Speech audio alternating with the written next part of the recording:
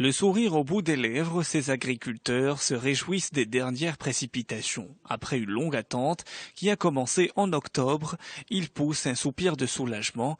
Les premières averses enregistrées sur une bonne partie du royaume à la fin de la semaine passée, et c'est l'annoncé pour les prochains jours, ravivent l'espoir des agriculteurs. Mustapha et son fils Ahmed persistent à croire que la saison n'est pas complètement perdue.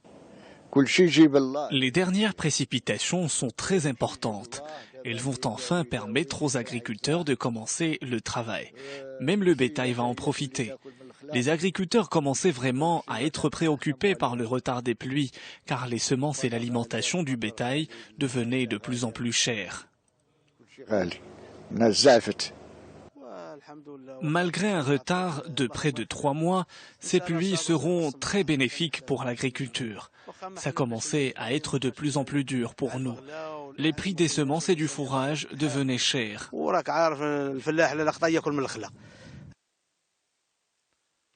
Malgré l'important retard enregistré dans l'arrivée des précipitations par rapport à l'année agricole précédente, considérée comme une année record en termes de production agricole, les professionnels du secteur espèrent pouvoir sauver ce qui reste de la saison agricole de cette année, en tablant notamment sur les cultures printanières.